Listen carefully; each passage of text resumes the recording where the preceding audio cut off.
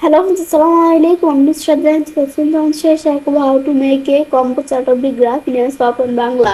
অর্থাৎ আজকে আমি তোমাদের সাথে শেখাবো কিভাবে আমরা MS PowerPoint এর মধ্যে একটা কম্বো চার্ট অথবা গ্রাফ তৈরি করতে পারি। তো কাজটা করার জন্য মিনিমাইজ করার পরে তো আমরা যে কাজটা করবো সেই ক্ষেত্রে আমার এখানে কিছু ডাটা দেওয়া আছে, এগুলো দিয়ে আমি বিষয়টা দেখবো। সেই ক্ষেত্রে আমি ডাবল ক্লিক করা এই ডাটাটা এখান থেকে ইটা ওপেন করলাম। এখন আমি এভাবে টান দিয়ে আমরা আমাদের ডাটাটা সিলেক্ট করে আমরা কন্ট্রোল সি দিয়ে কপি করবো।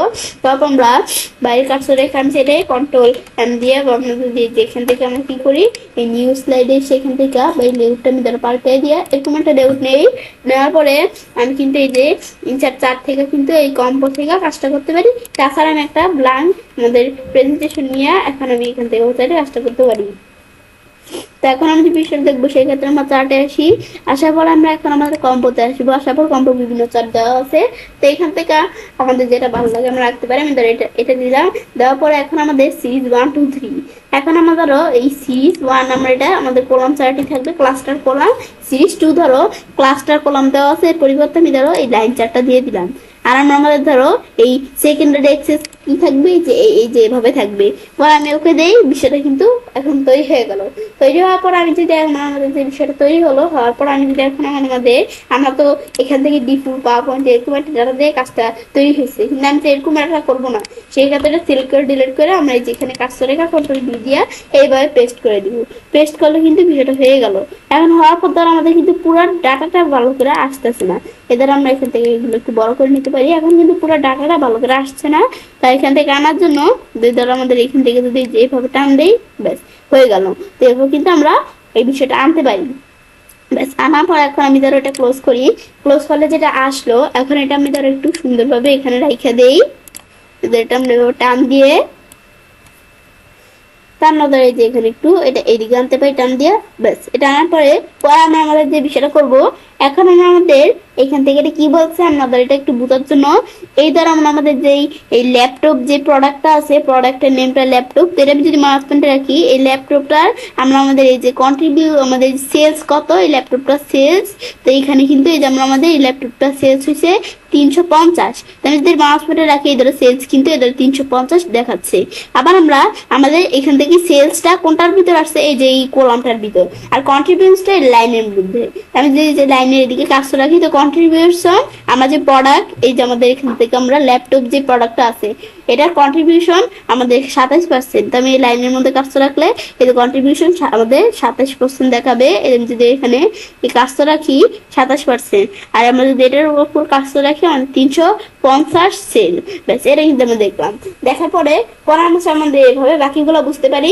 মানে এটা হচ্ছে যে আমরা আমাদের এই যে প্রোডাক্ট যে এখানে প্রোডাক্ট নেম গুলো হচ্ছে এগুলা, আর আমাদের এই যে সেলস হয়েছে কি এই যে এটা এই যে এগুলো সেলস কলামের মধ্যে, আর কন্ট্রিবিউশন হচ্ছে কোনটার মধ্যে এই যে আমাদের এই যে লাইনের মধ্যে। সেভাবে আমি বিষয়গুলো দেখতে পারি। দেখার পরে আমরা আমাদের এখান থেকে আমরা যদি এখন চার্ট এলিমেন্ট বাকিটুকু সহজ চার্ট এলিমেন্ট টিক দিলে কাজ করবে, টিক মুঠে দিলে চলে যাবে। তাছাড়া এক্সেস আমরা এই যে নিজেদের মতো এখান থেকে আমরা কোনটা কিরকম রাখবো এগুলো ধর আমরা নিজেদের মতো রাখতে পারি। পরে আমি আবার আমাদের আনন্দ করি এদের আবার আগের মতো চলে আসবে। এগুলো আমি একটু দেখলে বুঝতে পারবো কি কাজ করা। এক্সেস টাইটেল টিক দিলে চলে আসবে, টিক মুঠে দিলে চলে যাবে। তাছাড়া এখান থেকে আমরা করতে পারি চার টাইটেল টিক মুঠে দিলে চলে যাবে, টিক দিলে আবার চলে আসবে। তো চার টাইটেলের মধ্যে আমি চাইলে কোনো কিছু লিখতে পারি। আমি ধরো চার টাইটেল এটা ডিলিট করে দেওয়া আমি ধরো লিখলাম কি কম্বো চার্ট, না তোমরা নিজেদের মতো লিখতে পারো। আমি জাস্ট এটা লিখছি। এখন আমি যেমন এখান থেকে ভালো করে লিখি কম্বো চার্ট। ব্যাস এভাবে রাখার পরে আমি এখানে আসার পরে আমাদের বলছে কি এখানে চার টাইটেলটা আমরা এখানে এসে এগুলো করতে পারি, আর মোর অপশন থেকে ফরম্যাটিং করতে পারি। তাছাড়া চার টাইটেলের উপর ডাবল ক্লিক করো আমরা চাইলে এই ডাবল ক্লিক করা ফরম্যাটিং আসতে পারি, বা আমরা এই ফরম্যাট এই যে এখান থেকে আসার পরে এই ফরম্যাট সিলেকশন থেকে আমরা ফরম্যাটিং করতে পারি। তো এটা আমরা কি করবো আমাদের এখান থেকে ফরম্যাটিং করবো এগুলো এই যে আমরা প্যাটার্ন ফিল দিতে চাইলে এগুলো আমি বিভিন্ন অপশন দেওয়া আছে নিজেদের মতো দিলে চলে আসলো। পর আবার আমি যদি আমরা যে এটা দিতে চাই ক্লিক করলে কিন্তু এরকম প্যাটার্ন ফিল আমরা দিতে পারি।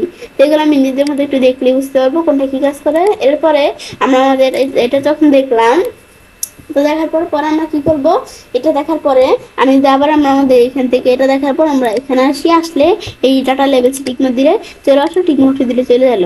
এই যে ডাটা লেভেলস টিকমার্ক দিলে চলে আসছে, টিকমার্ক উঠিয়ে দিলে ডাটা লেভেলস চলে গেল। তাছাড়া এখান থেকে করতে পারি কি করবো, পরে আমাদের ডাটা টেবিল টিকমার্ক উঠে দিলে চলে গেল, টিকমার্ক দিলে চলে আসলো। তাছাড়া আমরা যে এখান থেকে আমরা ডাটা টেবিলের বিষয়গুলো করতে পারি।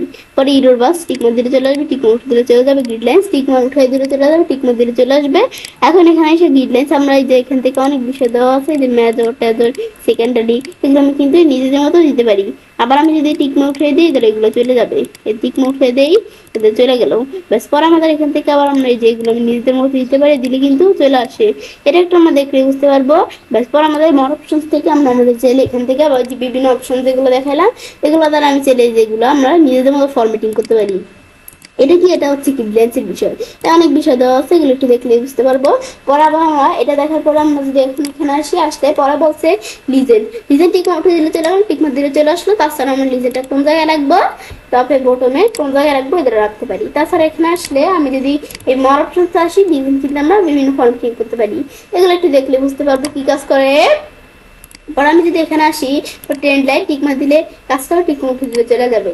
আবার সেম বিষয়টা যেটা আমি এখান থেকে করছি, আমি যে ডিজাইনে এখান থেকে করতে পারি অ্যাড চার্ট ইভেন্ট। জাস্ট এখান থেকে একটু আমাদের তাড়াতাড়ি হয়, এখানে একটু সময় লাগে। পরে কুইক লেআউটস থেকে আমরা কুইক লেআউটস এর বিষয় করতে পারি। পরে চেঞ্জ আমাদের কালার, এর কালার যদি আমরা চেঞ্জ করতে চাই, যেটা দেওয়া আছে এটা কিসে বলে, এটা হচ্ছে আমরা এই চার্টের কালার চেঞ্জ করতে চাই, কালার চেঞ্জ করতে পারি। এখন আমরা যে কালার চেঞ্জ করছি এর সাথে সাথে কিন্তু আমরা চার্টের স্টাইলে চেঞ্জ হয়ে গেছে। এখন আমরা চার্টের স্টাইলে যেটা দিতে পারি, সেই বিষয়টা আমরা এখানে এসে এখান থেকে আমরা স্টাইল কতটুকু, কালার কিরকম, এগুলো রাখতে পারি। পরে আমাদের এটা পরে বলছে সিলেক্ট ডাটা। সিলেক্ট ডাটা আমরা এখানে যদি ক্লিক করি, ব্যাস ক্লিক করলে সিলেক্ট ডাটা চলে আসলো। সিলেক্ট ডাটা আমি ধরো এগুলো আমি যদি কোনো কিছু অ্যাড করতে চাই, এখানে ক্লিক করে অ্যাড করতে পারি। অ্যাড করার পর এডিট করতে চাইলে এডিটে ক্লিক করে এডিট করতে পারি, আর রিমুভ দিলে রিমুভ হয়ে যাবে, যেটা সিলেক্ট করা থাকবে। পরে আমরা এখান থেকে আমার ক্যাটাগরি সিলেক্ট করলে আমি এখন যদি আমরা এই যে এখন কি দিই, এই এডিটে আসি, এখান থেকে আমরা চাইলে এডিট করতে পারি আমরা ক্যাটাগরি। তো এখন এগুলো আমি চাইলে যে এডিটে ক্লিক করা এডিট করতে পারি। পরে আমাদের এখান থেকে এটা দেখার পর আমি যদি আবার আমরা আমাদের এখান থেকে সুইচ রো কলাম দিই, রো কলাম সুইচ হয়ে গেল। এখন আমি যদি আমরা ওকে দেই, যদি কি দেয় এভাবে কিভাবে উল্টাপাল্টা হয়ে চলে আসছে।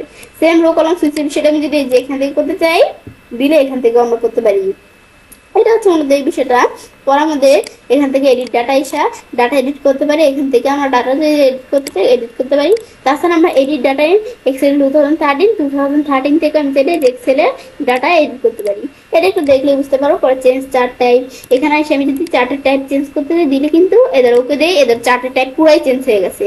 আবার আমরা এখান থেকে আবার আগেরটা দেখাই দিয়ে আমরা ওকে দিয়ে আবার আগেরটা চলে আসবে। এগুলো আমি একটু দেখলে বুঝতে পারবো। পরে আমাদের এটার পরে আমরা আমাদের বলছি ফিল্টার, এখানে এসে ফিল্টার করতে পারি। ফিল্টারের মধ্যে আমরা ধরো আমাদের এই উঠিয়ে দিলাম সবগুলা।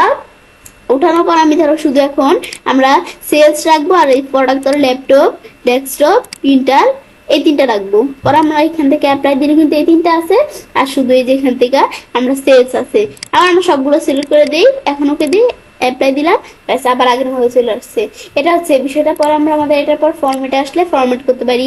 আমি যে ফরম্যাটের বিষয়টা হচ্ছে আমরা যেটা সিলেক্ট করবো, সিলেক্ট করে আমরা এই যে এখান থেকে আমি যেটা সিলেক্ট করি, করে আমি ফরম্যাট সিলেকশন আসে সেটা আমরা ফরম্যাট করতে পারি। ফরম্যাট করার পর এটা না ভালো লাগলে রিসেট টু মেসেজ স্টাইল দিলে রিসেট হয়ে যাবে। পরে শেপস দিতে পারি, শেপস নেওয়ার পরে এই শেপস এর মধ্যে আমরা ফরম্যাটিং করতে পারি। তাছাড়া কিভাবে আমরা একটা শেপস এবং আমরা আমাদের পিকচার ফরম্যাট ডিজাইন করতে পারি, এরপর ভিডিও আমার চ্যানেলে দেওয়া তোমার চ্যানেলে দেখতে পারবো।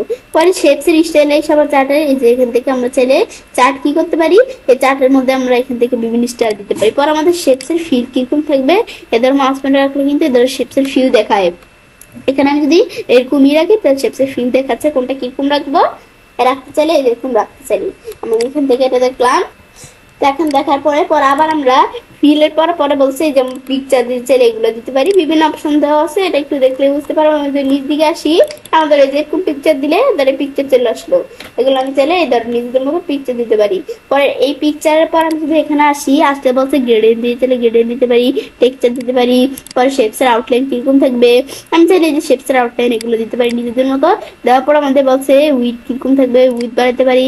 দেওয়ার পর আমরা ড্যাশ দিতে চাইলে ড্যাশ দিতে পারি। পরে এখানে আসলে আমরা পেস্ট এগুলো কিরকম রাখবো, পেস্ট দিতে চাইলে পেস্ট দিতে পারি। পরে এখানে আমরা শ্যাডো দিতে চাইলে শ্যাডো দিতে পারি। শ্যাডোর পরে আমরা এই গ্লো দিতে চাইলে যে গ্লো অপশনস থেকে আমরা চাইলে গ্লো দিতে পারি। এখন গ্লোটা আমরা কি কালার দিব, এখানে এসে কিন্তু আমরা গ্লো কালার দেখাই দিয়ে ওকে দিলে গ্লো এর কালার চলে আসলো।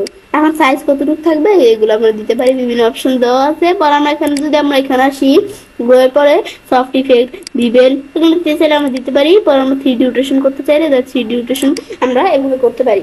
পর অর্ডার স্টাইল আর অপশন দেওয়া সেগুলো একটু দেখলেই বুঝতে পারবো। পর আমাদের বলছে সাইজের বিষয়, আমার যে এখান থেকে যে এই চারটা আছে এটা আমি যদি এখান থেকে আমরা হাইট উইথ বাড়াইতে কমাইতে চাই, চারটে হাইট উইথ বাড়াইতে কমাইতে পারি। এগুলো একটু আমরা দেখলেই বুঝতে পারবো কি কাজ করে। এখন বাইরে কাজটা কি দেখো, আমাদের কত সুন্দর কিন্তু একটা আমাদের কি হয়ে গেল, এই চার্ট তৈরি হয়ে গেল, কম্বো চার্ট। এবার সেটা কাজটা করতে পারি। এবার আমি খুব সহজ পাওয়ার পয়েন্টের মধ্যে একটা কম্বো চার্ট অথবা গ্রাফ তৈরি করতে পারি। ফ্রেন্ডস, আজকের ভিডিও তোমাদের ভালো লেগে থাকে তখন চ্যানেলটি সাবস্ক্রাইব লাইক করুন, সবার সাথে শেয়ার করবে।